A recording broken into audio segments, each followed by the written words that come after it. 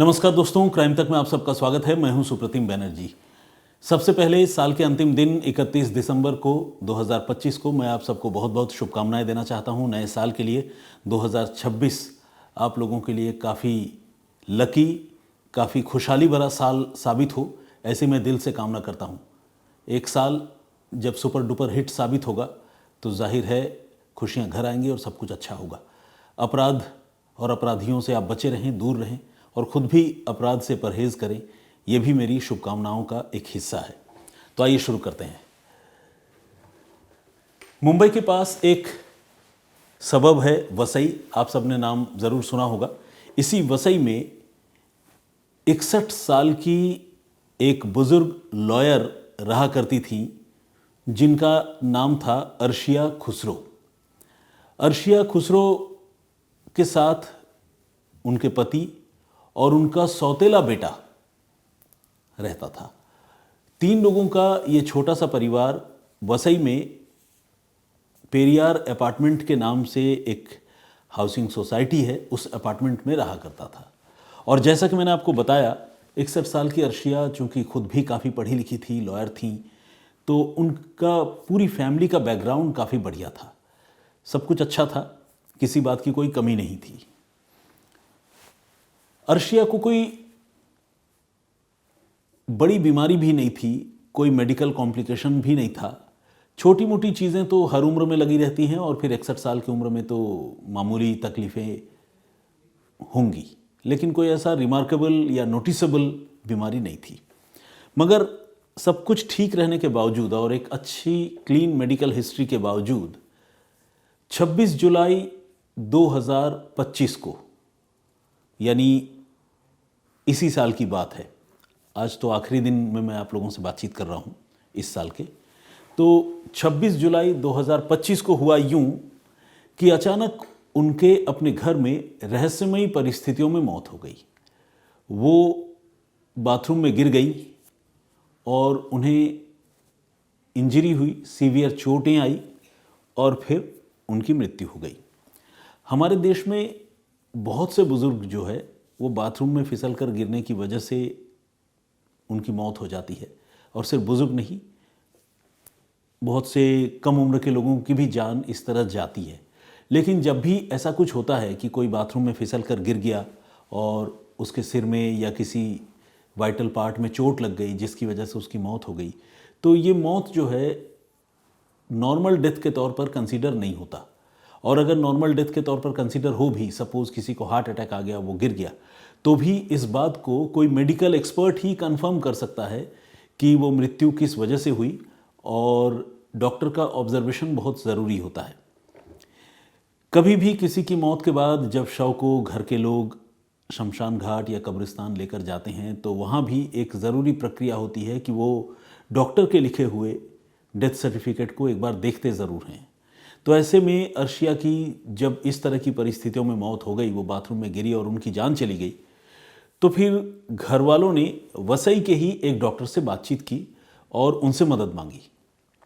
Doctor R are Garg ने सारी बातें सुनी, घर वालों से बातचीत की, शव को एग्ज़ामिन किया, देखा और अपनी तरफ से एक मेडिकल सर्टिफिकेट, डेथ सर्टिफिकेट बनाकर उन्होंने दे दिया, जिसमें उन्होंने मौत को नेचुरल बताया।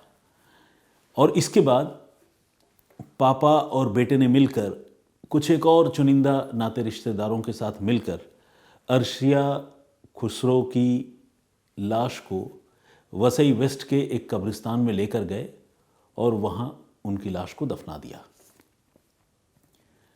अजीब बात ये रही कि जहाँ ये परिवार रहा करता था, उसके आसपास के लोगों को, पड़ोसियों को, इस परिवार ने अर्शिया की मौत के बारे में कोई जानकारी नहीं दी। यहाँ तक कि खुसरो परिवार के जो एक्सटेंडेड रिलेटिव्स हैं, यानी मुंबई और आसपास के इलाकों में जो भी उनके जानने वाले नाते रिश्तेदार रहते हैं, उनसे भी अर्शिया की मौत की ये खबर जो है वो छिपी रही और ज़्यादातर लोगों को इसके बारे में कोई जानकारी नहीं मिली। कुल मिलाकर अगर कहा जाए तो आप ये समझिए कि अर्शिया की मौत हुई तो ज़रूर, लेकिन उनका अंतिम संस्कार बड़े ही सीक्रेटिव तरीके से, खामोशी भरे अंदाज में कर दिया गया। ऐसा क्यों किया गया? ये अपने आप में एक बड़ा सवाल था, लेकिन ये सवाल पूछने वाला कोई नहीं था क्योंकि किसी को इस मौत के बारे में ज़्यादा जानकारी थी ही नहीं। और जो इमीडिएट फैमिली मेम्बर थे यानी हस्बैंड और बेटा, वो खुद ही मौत के गवाह थे। उन्होंने डॉक्टर से बात भी की और उन्होंने ही अंतिम संस्कार करवाया। तो जाहिर सी बात है कोई सवाल उठाने वाला या कोई इस पर कोई सस्पिशन रेज करने वाला आदमी नहीं था। खैर, कुछ दिनों का वक्त गुजरा और इस घर में एक सर्वेंट, नौकर जो यहाँ काम करता था, वो छुट्टी पर गया हुआ था, वो वापस लौटा। वापस लौटने के बाद उसने अर्शिया के बारे में उनके पति से पूछताछ की और बेटा इमरान, जिसकी उम्र तकरीबन 35-36 साल की है, उससे भी पूछा। इन दोनों ने इस सर्वेंट को ये बताया कि अर्शिया अब इस दुनिया में नहीं है, बाथरूम में गिरने से अर्शिया की मौत हो गई थी और उन्होंने अर्शिया का अंतिम संस्कार कर दिया। ये सुनकर वो सर्वेंट बहुत हैरान हुआ। वो सर्वेंट उस घर में काफ़ी समय से काम कर रहा था और अर्शिया ने ही उसे अपॉइंट भी किया था। हैरानी की बात ये थी कि अर्शिया की मौत हो गई, कफन दफन भी हो गया और उसे पता ही नहीं चला, जबकि वो सर्वेंट इतना क्लोज था कि एक परिवार के सदस्य की तरह उसके साथ घर वालों का रिलेशन था। ऐसे में उसे बड़ी हैरानी हुई कि मैडम की मौत हो गई और किसी ने मुझे बताया नहीं। उसने मौत को लेकर तमाम सवाल जवाब अर्शिया के पति से और जो सौतेला बेटा है इमरान, उससे किए, लेकिन इन दोनों ने ही यही कहानी सुनाई कि घर में गिरने से अचानक उनकी मौत हो गई और हमने उनका अंतिम संस्कार कर दिया। मतलब बहुत कट टू कट कहानी, कोई इससे ज़्यादा डिटेलिंग इन दोनों की तरफ से उस सर्वेंट को पता नहीं चली। सर्वेंट सोच में डूबा हुआ, अर्शिया के बारे में सोचता हुआ घर में काम कर रहा था और काम करते करते, साफ सफाई करते करते उसने कुछ अजीब चीज़ें नोटिस की। उसने देखा कि घर की एक नहीं बल्कि कई दरों दीवार पर खून के धब्बे नज़र आ रहे हैं। ऐसे खून के धब्बे जिन्हें मिटाने की कोशिश की गई है, मिटाया गया है, लेकिन वो पूरी तरह साफ नहीं हुए हैं। जबकि जो परिवार है, पीड़ित परिवार, खुसरो परिवार वालों ने ये बताया था कि अर्शिया बाथरूम में गिरी थी, उन्हें चोट लगी थी और उसके बाद उनकी मृत्यु हो गई। ऐसे में घर के दूसरे दरों दीवार पर, फर्श पर, कहीं और बहुत ज़्यादा खून के धब्बों के होने की कोई वजह समझ में नहीं आती थी।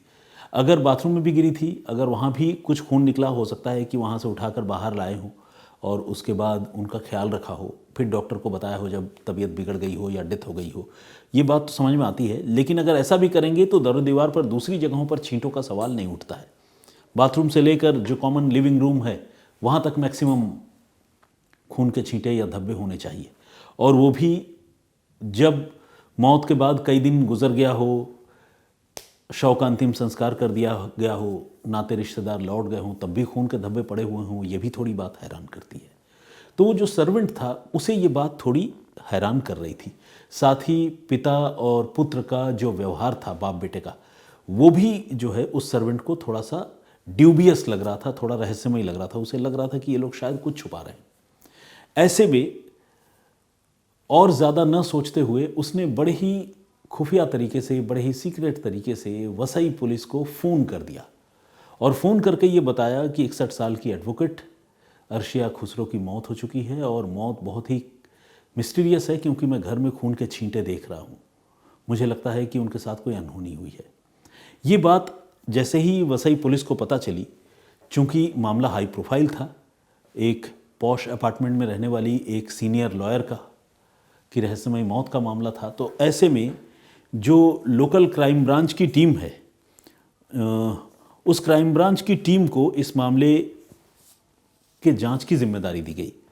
मीरा भायंदर वसई विरार क्राइम ब्रांच, ये नाम है उस टीम का। बेसिकली मीरा भायंदर, वसई और विरार आप सब जानते हैं, अलग अलग एरियाज़ है, और इन चारों को कंप्राइज करके एक क्राइम ब्रांच की यूनिट है जिसको इस मामले की जांच की जिम्मेदारी दी गई।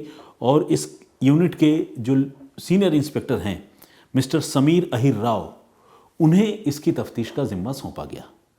समीर अहिर राव ने कमान अपने हाथों में ली और उसके बाद अर्शिया खुसरो के बारे में जानकारी जुटाने लगे। अपने सूत्रों की मदद से उन्होंने अर्शिया के बारे में सारी जानकारी जुटाई।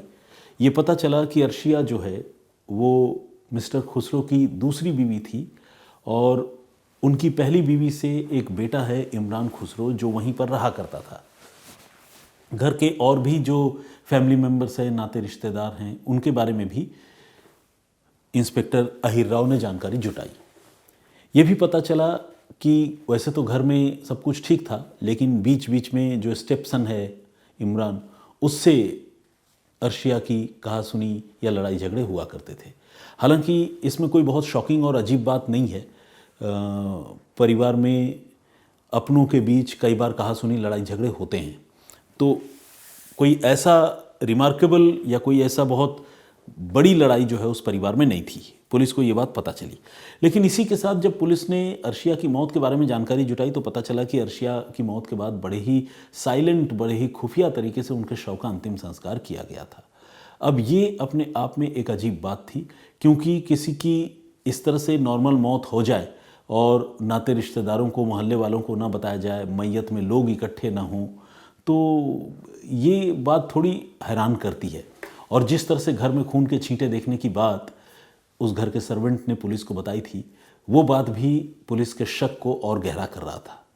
पुलिस ने पहले अपने तौर पर जानकारी जुटाई और फिर आखिरकार वसई के इस फ्लैट में पुलिस ने दबिश दे डाली और इस फ्लैट से अर्शिया के पति मिस्टर खुसरो को और बेटा, जो सौतेला बेटा था इमरान खुसरो, उसको पुलिस ने हिरासत में लिया। इन दोनों से पुलिस ने पूछताछ शुरू की और तमाम सवालों का जाल इनके सामने फेंका। कब मौत हुई, कैसे हुई, आपने जब देखा तो आपने क्या किया, किस डॉक्टर को पहले आपने बताया, क्या किसी हॉस्पिटल में लेकर गए, नाते रिश्तेदारों को कब जानकारी दी गई, कौन से डॉक्टर ने डेथ सर्टिफिकेट दिया, ये सारे सवाल। और आपको पता है कि जब इंसान कुछ गलत करता है या कुछ छुपाने की कोशिश करता है तो फिर वो ऐसे सवालों पर लड़खड़ाता बहुत है।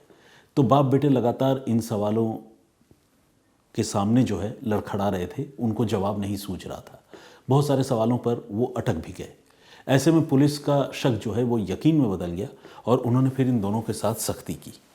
और सख्ती करने के बाद एक बहुत ही दुखद और शॉकिंग फैक्ट निकलकर सामने आया। पता चला कि अर्शिया खुसरो, जिसे अब तक जो मुट्ठी भर लोग इसके बारे में जानते थे, वो लोग ये मानकर चल रहे थे कि अर्शिया खुसरो की मौत जो है वो नेचुरल डेथ है, लेकिन असल में अर्शिया की मौत नेचुरल नहीं थी, बल्कि उनका कत्ल किया गया था। जी हाँ, घर के अंदर ही पिता की मौजूदगी में जवान बेटे ने अपनी सौतेली माँ की हत्या कर दी थी। और हत्या भी ऐसे वैसे नहीं, सर जो है वो दीवार से टकरा कर, और एक बार नहीं कई बार। असल में ये जो इमरान खुसरो है, तकरीबन 35-36 साल का बेटा, इसे ऑनलाइन गेमिंग की लत थी और लत भी बहुत ख़तरनाक वाली थी। ये ऑनलाइन गेमिंग में पैसे डाला करता था और पैसे गंवाया करता था। आप सबको पता है कि सट्टेबाजी और इस तरह से अंधाधुंध गेमिंग और इस तरह की तमाम लतें जो है वो नुकसान ही पहुंचाती है, इस तरह कोई अमीर नहीं बनता। तो इमरान खुसरो जो है उस अंधे कुएं में डूबा हुआ था और वो लगातार ऑनलाइन गेमिंग करता था और अपने रुपए पैसे गंवाया करता था। इससे पहले उसने कई बार अपनी माँ से, सौतेली माँ से रुपए लिए थे, लेकिन इस बार जब उसने अर्शिया से पैसे मांगे तो अर्शिया ने देने से मना कर दिया। और जब इस बार देने से मना किया तो बुज़ुर्ग माँ के साथ बेटे की पहले कहासुनी हुई और फिर बेटे ने फिट ऑफ रेज में आकर, गुस्से में आकर अर्शिया को गले से पकड़कर जो है उसका सिर दीवार पर दे मारा। गुस्सा इतना ज़्यादा था कि एक के बाद एक कई बार दीवार से सर दे मारा।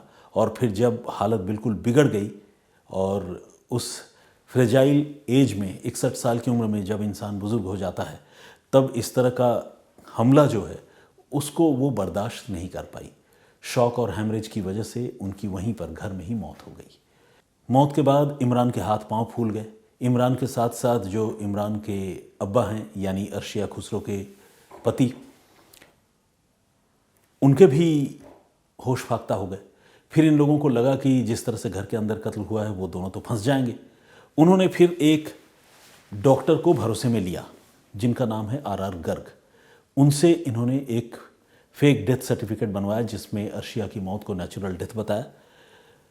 कुछ एक और नाते रिश्तेदार जो बहुत भरोसे के थे उनको घर पर बुलाया और बमुश्किल 6 से 7 लोगों ने मिलकर अर्शिया की लाश घर से निकाली।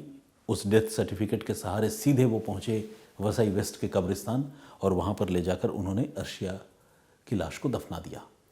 इसके बारे में किसी को कानो कान खबर नहीं थी और शायद ये राज कभी बाहर नहीं आता अगर उस घर का नौकर, उस घर का पुराना सर्वेंट घर में आकर दरो दीवार पर खून के मिटाए हुए धब्बे नहीं देखता और वो पुलिस को अलर्ट नहीं करता।